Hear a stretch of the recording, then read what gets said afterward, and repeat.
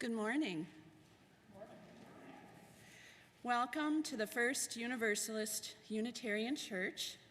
My name is Cheryl Hemp, and I am a member of this congregation. I want to extend a special welcome to everyone joining us here and online this morning. Since 1870, UU Wausau has served as a vital voice for liberal religion in central Wisconsin. We are an intentionally free society that welcomes all people just as you are, regardless of age, sexual orientation, ethnicity, or economic situation. Wherever you are on life's journey, you are welcome here. We are currently worshiping both in person and online, so be sure to subscribe to the church's newsletter, follow us on Facebook or Instagram for updates, and I have a couple of specific updates today. We are currently taking part in 2 different drives to collect hygiene and medical supplies for our community. First, we are collecting supplies for the Wausau Free Clinic, a ministry of our neighbors at First Presbyterian Church of Wausau. The clinic operates out of the First United Methodist Church. We are also collecting new hygiene and cleaning items for local crisis agencies through the annual Help for the Homeless Hygiene Drive. And to help support these valuable and much-needed ministries, please pick up a list of their much-needed supplies available in the atrium and drop off your donations at UU Wausau by the end of this month. And just a personal thing that I noticed this morning, if you are looking for a somewhat humorous spin on Valentine's Day, I looked up UU Valentines online today, and there are some cute UU-themed Valentines if you want to look at them later. So I'd encourage everyone to look. And with that, let us gather our hearts and minds for worship. Please join me in reciting the church's chalice lighting. You will find the words printed in the order of service. We light this chalice for the light of truth, the warmth of love, and the fire of commitment. We light this symbol of our faith as we gather together. And now, if you would please rise as you are able for our opening hymn, number 214, Shabbat Shalom. Number 214.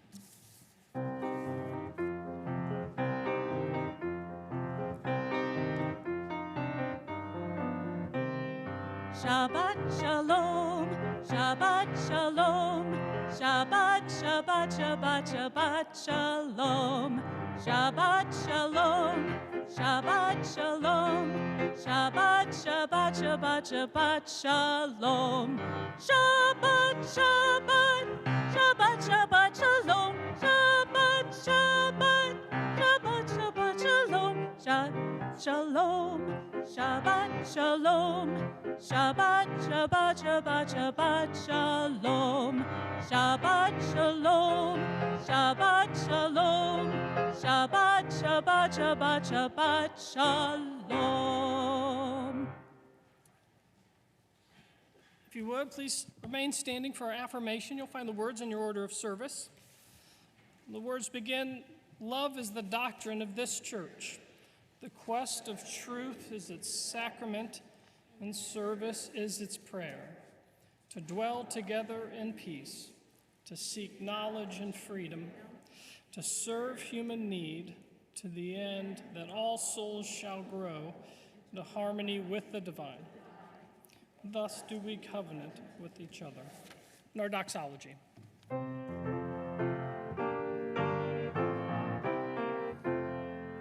From all that dwell below the skies, let songs of hope and faith arise. Let peace, goodwill on earth be sung through every land.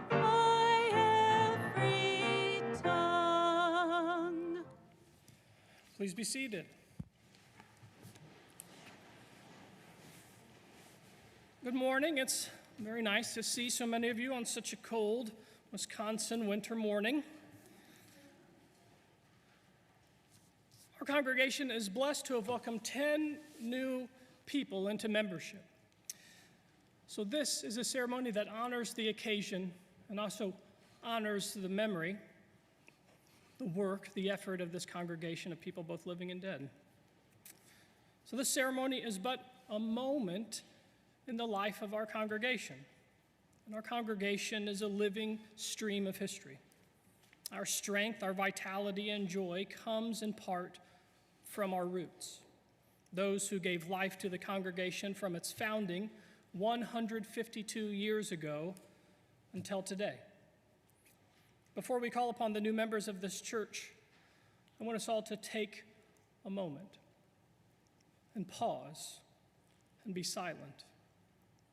Call to mind the memory of all the people who you've sat next to in these pews, the people living, the people dead, the clergy and the laity.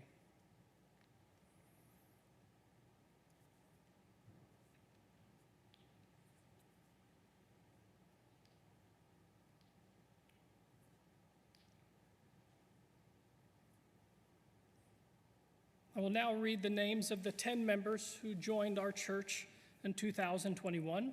I heard from some of them. They're up keeping time at ski competitions and so on. But for those of you here, if you're here, I invite you to come forward. Jane and Paul Sizer, Donna Coik and Chris Young, Rachel and Gregory Cressy, Aaron Tullis and Son Porter of Porter's Round, Beth Burke, Mary Werner, and Donna Gregg.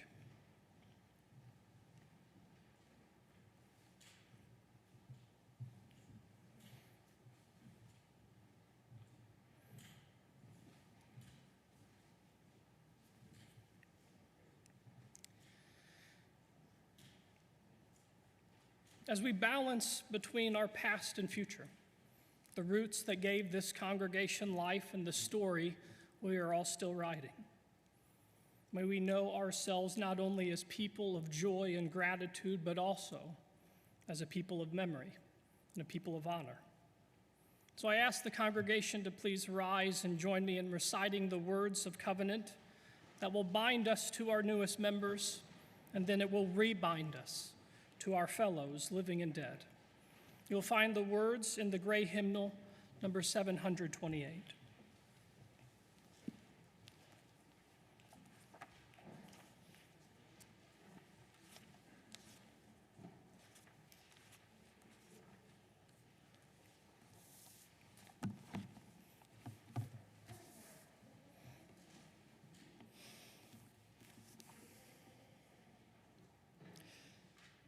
Blessed are those who yearn for deepening more than escape, who are not afraid to grow in spirit.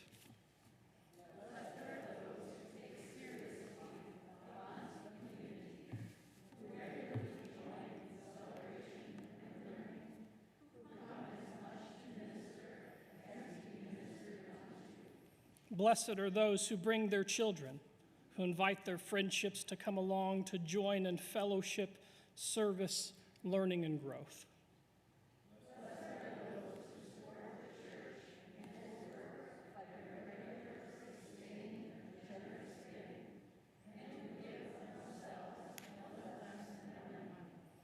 Blessed are those who know that the church is often imperfect, yet rather than harbor feelings of anger or disappointment, bring their concerns and needs to the attention of church leaders.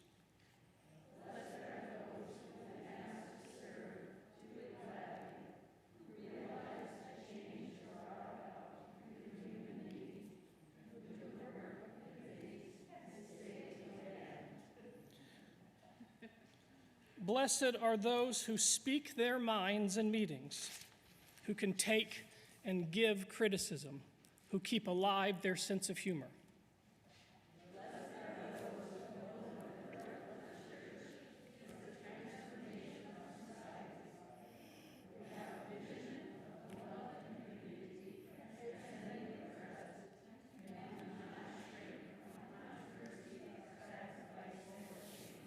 Let all the people say, blessed are they indeed. Dear friends, join me in welcoming with a round of applause our newest members.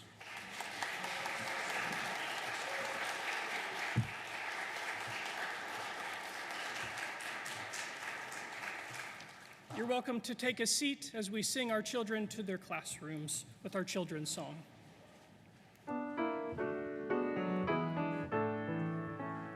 May love peace surround you. May love surround you as you go, as you go, as you go on your way. May peace surround you. May love surround you as you go, as you go, as you go on your way.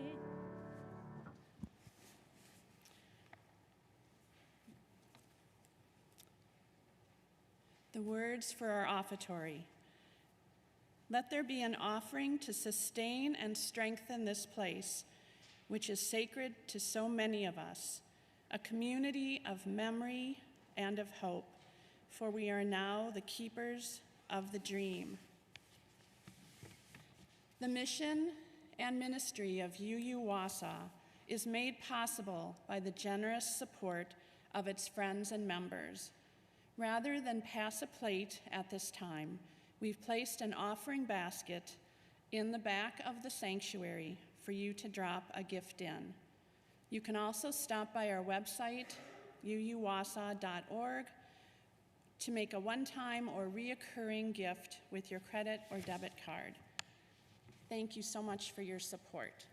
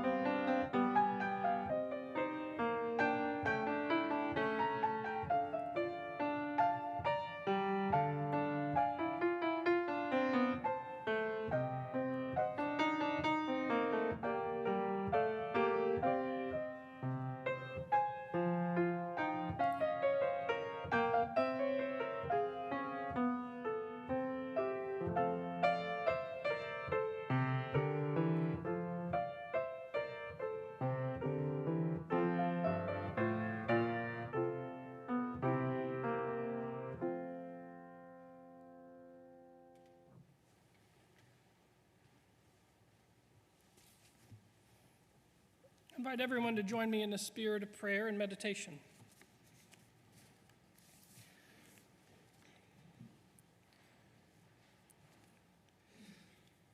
Start by centering your body. I'd like to encourage you to put your feet both flat and firm on the ground. If it is your custom to pray or meditate with your eyes closed, close them now.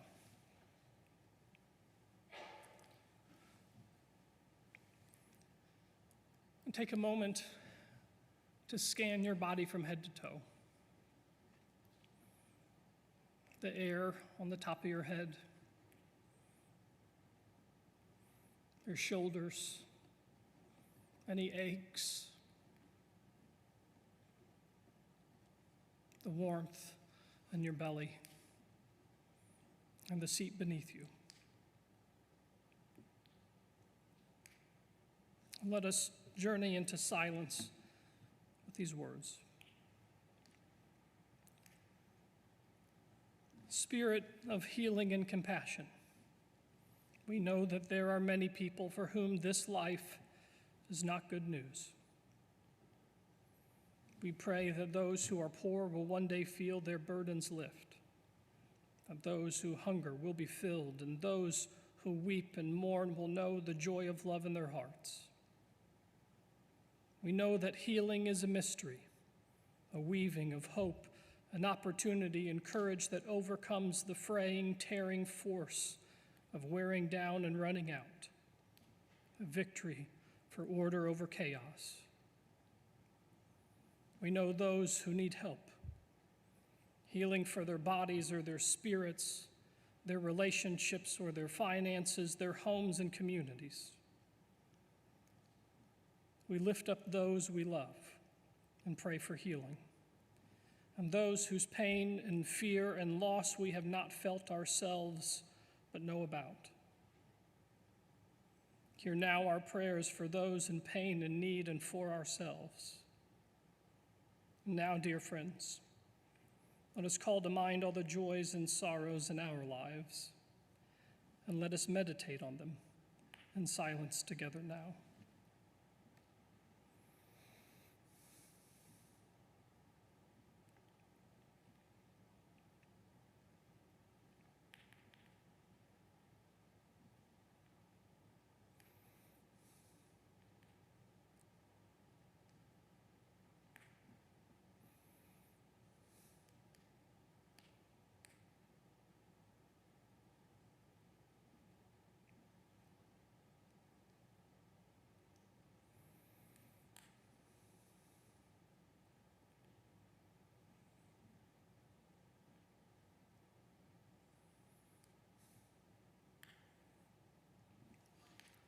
Amen.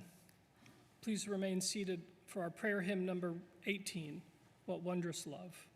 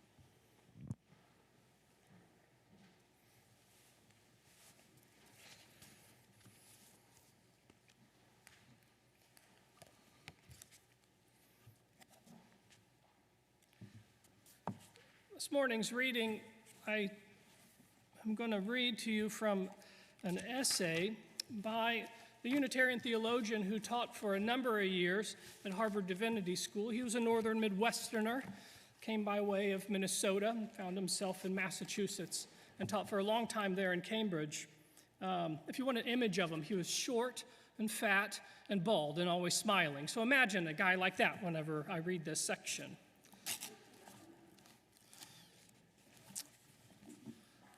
He writes, this is from an essay called The Indispensable Discipline of Social Responsibility. In essence, it's an essay on voluntary associations.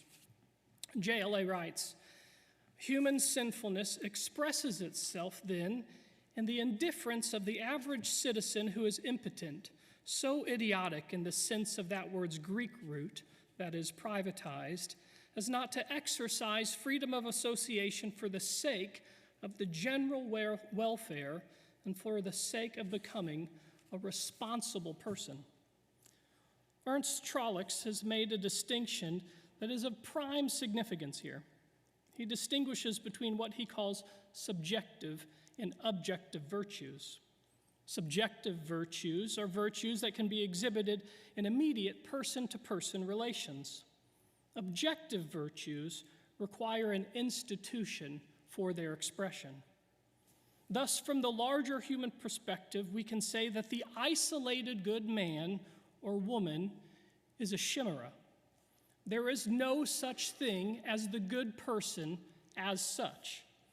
There is only the good father or the good mother, the good physician or the good plumber or the good church person or the good citizen.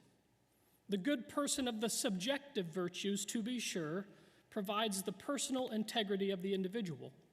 Without it, the viable society would not be possible. But from the point of view of the institutional commonwealth, the merely good individual is good for nothing. Moreover, the narrow range of responsibility of the man or woman who confines attention to family and jobs serves to dehumanize their self. Therein is our reading.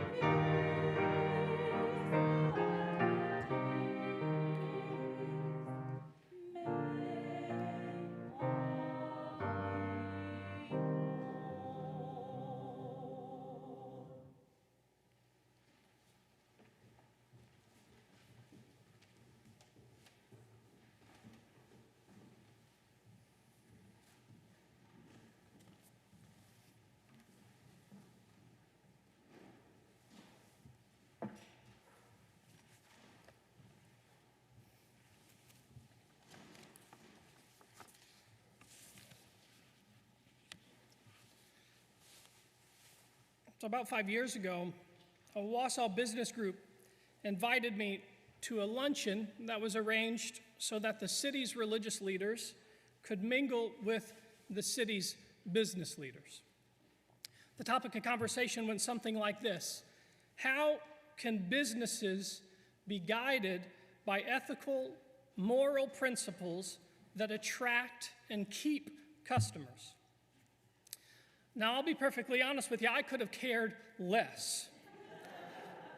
I think companies that are guided by ethical stances like sustainability and fair wages are great. We all think that. But the business of business is what? Money, period. That's right. But I was new to town, so I thought that it would be good for me to get out and mingle and meet local clergy and maybe some of the business leaders.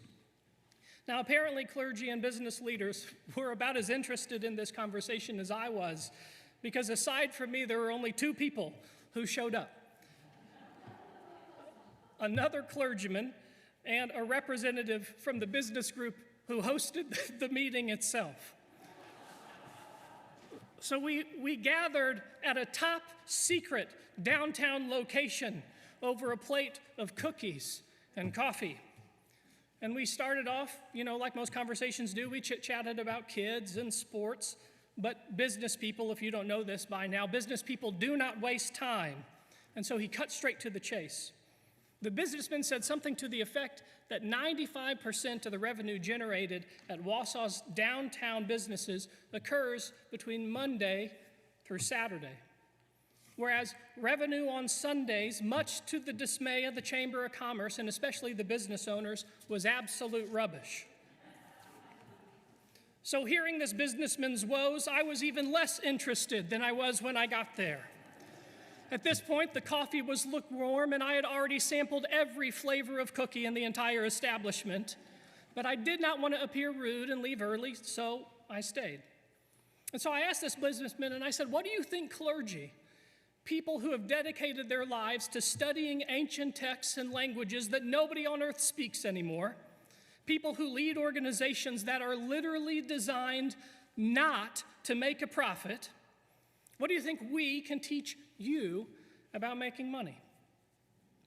The businessman said, "Oh, I don't think you can teach me a thing about making money." He said, "I want you to teach me how I can partner with you so that your parishioners will leave church on Sundays and walk downtown and spend their money in our shops and our diners." I had a joke about Unitarian Universalists, but my wife made me delete it, so just ask me after church, and I'll tell you the joke. Moving on. I would have been annoyed at this point if I wasn't so amused.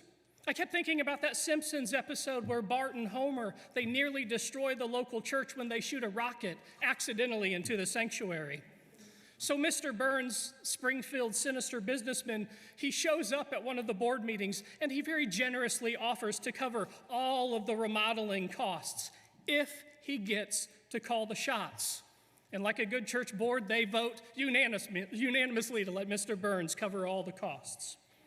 So the Springfield church that was once just a simple house of worship like ours, it's rebuilt with coffee and gift shops and billboards, a money-changing station of all things, and a jumbotron called the God Cam.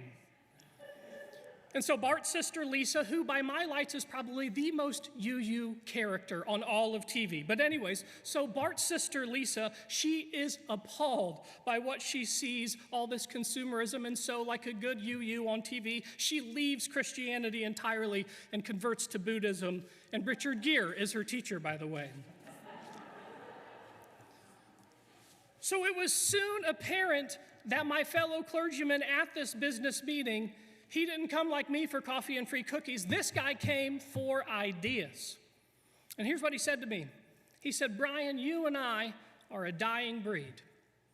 I've been a minister in Wausau for decades, and I have watched the downtown churches get smaller every single year.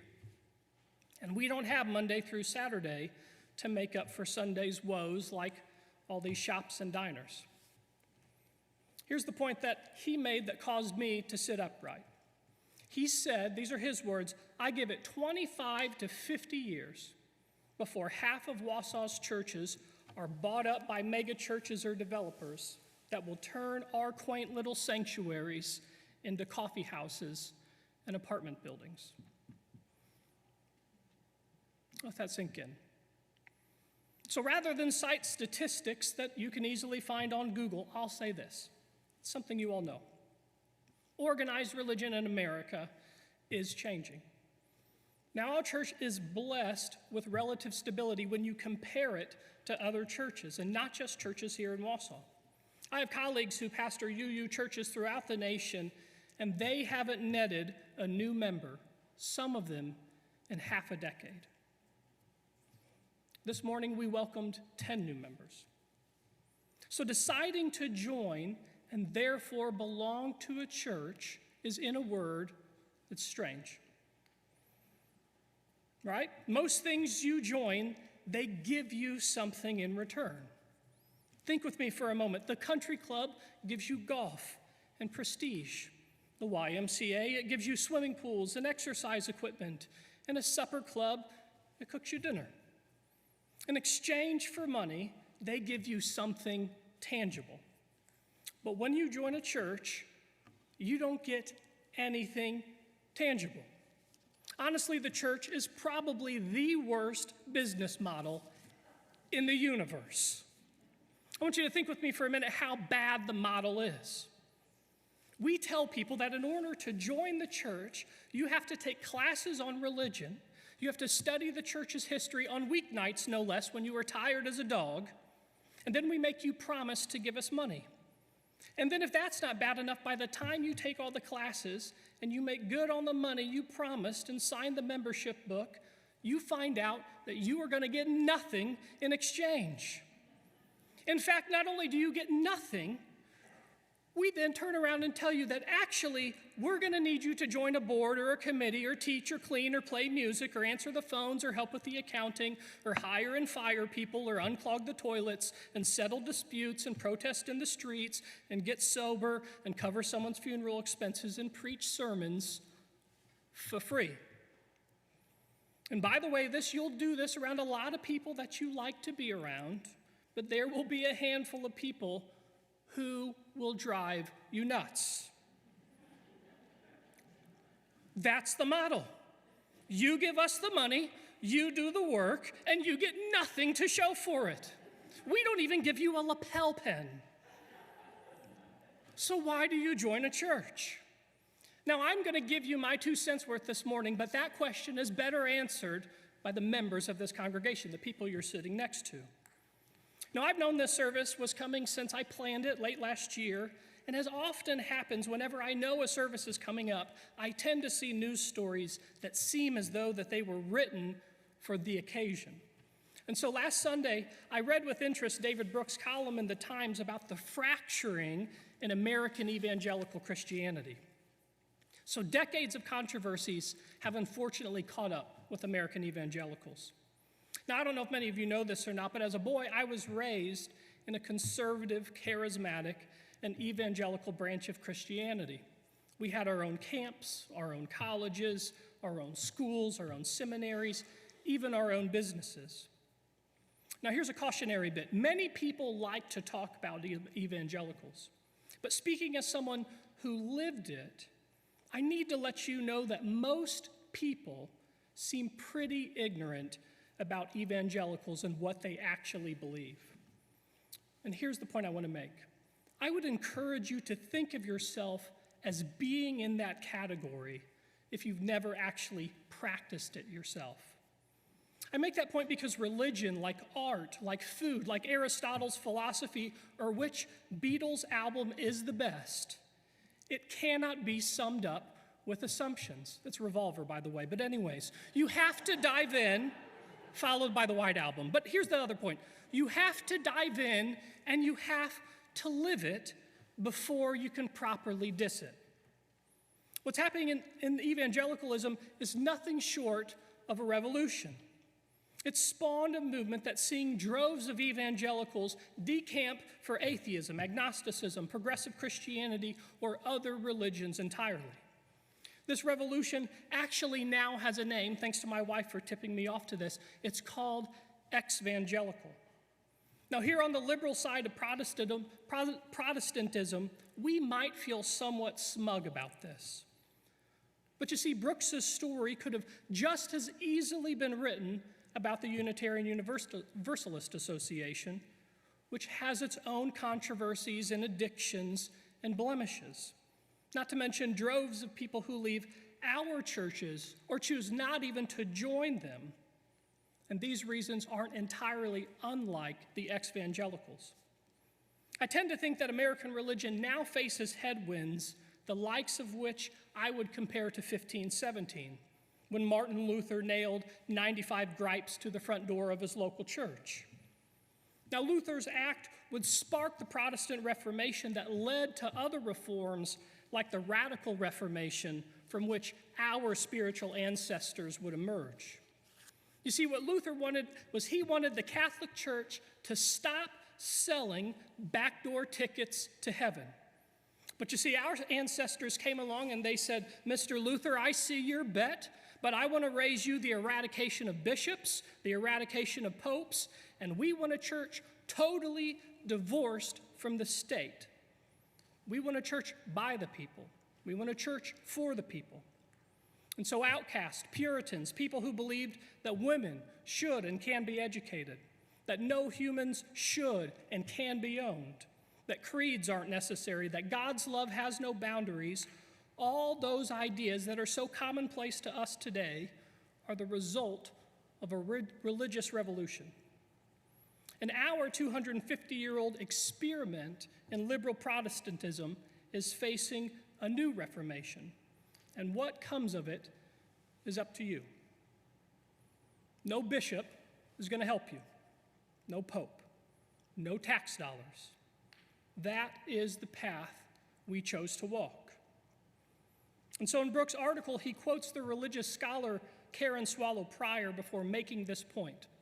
Quote, modernity has peaked. The age of the autonomous individual, the age of the narcissistic self, the age of consumerism and moral drift has left us with bitterness and division, a surging mental health crisis, and people just being nasty to one another. Millions of people are looking for something else, some system of belief that is communal, that gives life transcendent meaning, end quote. The church, Brooks wants us to believe, is the greatest possibility we have for renewing hope and promise.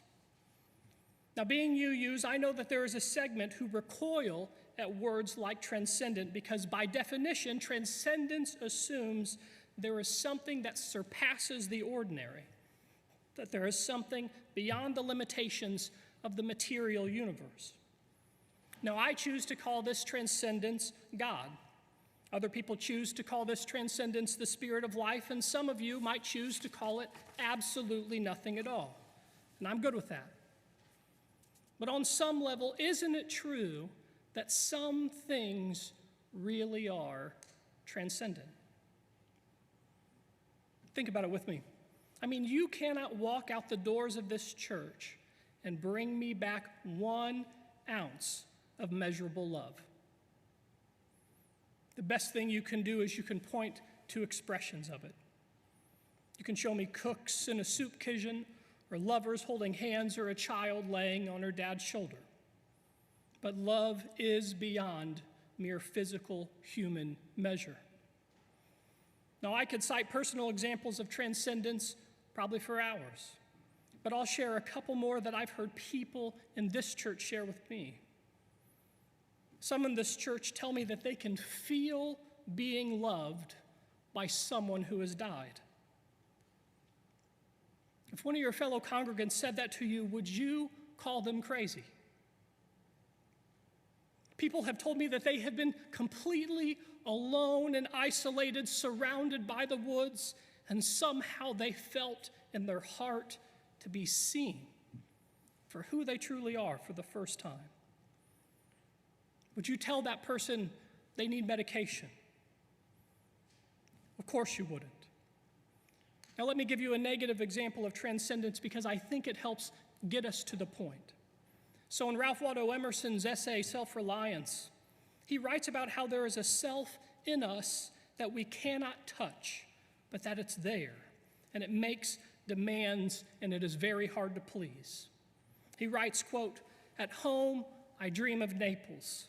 At Rome, I can be intoxicated with beauty and lose my sadness. I place my trunk, I embrace my friends, and I embark on the sea.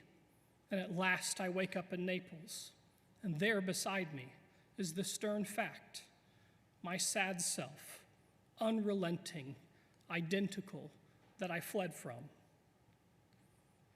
Now, I'd put Emerson's rather depressing point in positive terms like this. There is something in all of us that hungers for things that cannot be satisfied with physical experience and material things. Love, friendship, acceptance, grace. You can't buy any of those things. And when you try and describe, the best you can do is gesture in their direction. And so what we do in response is we make art and music, we wage wars and sacrifice, and we wed and raise children.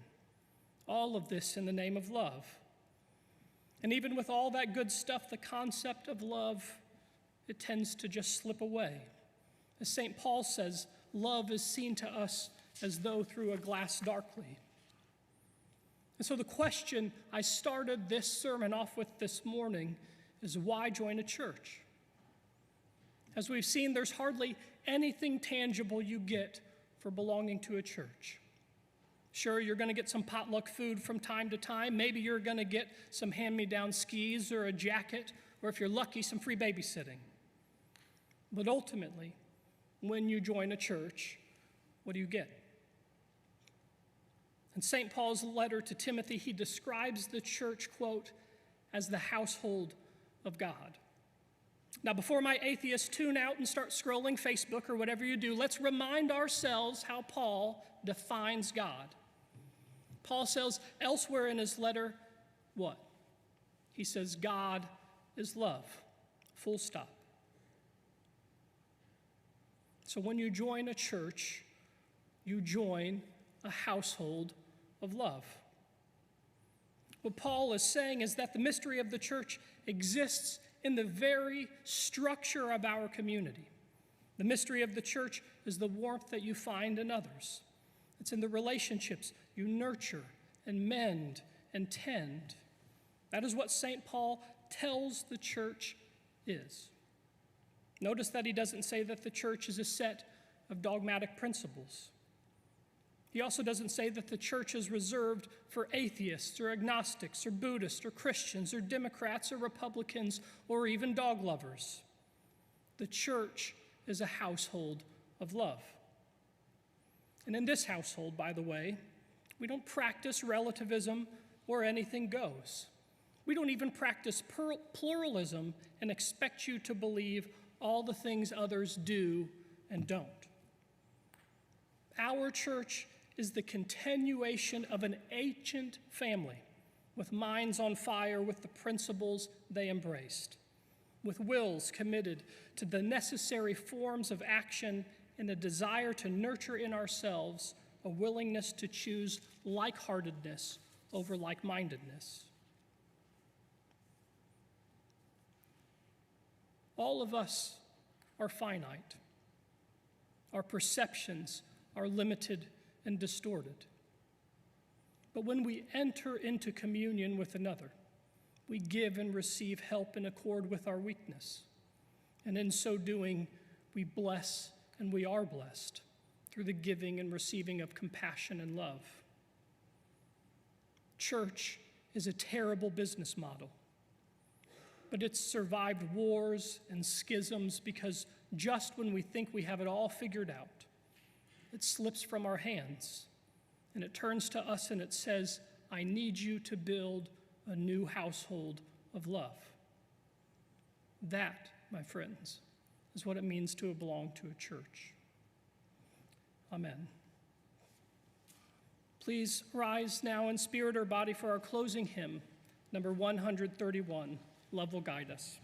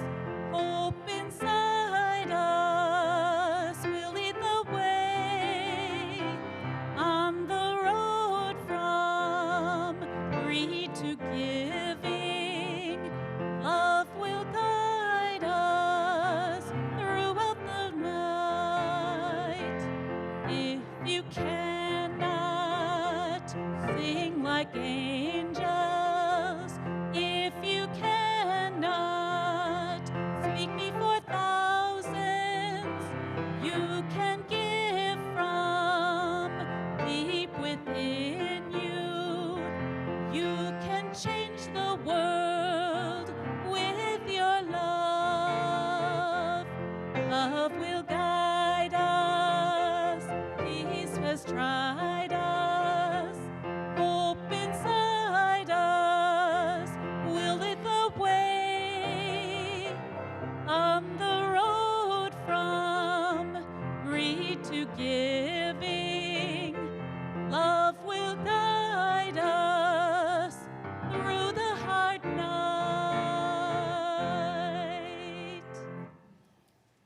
If you came here with someone this morning, you're welcome to take their hand now.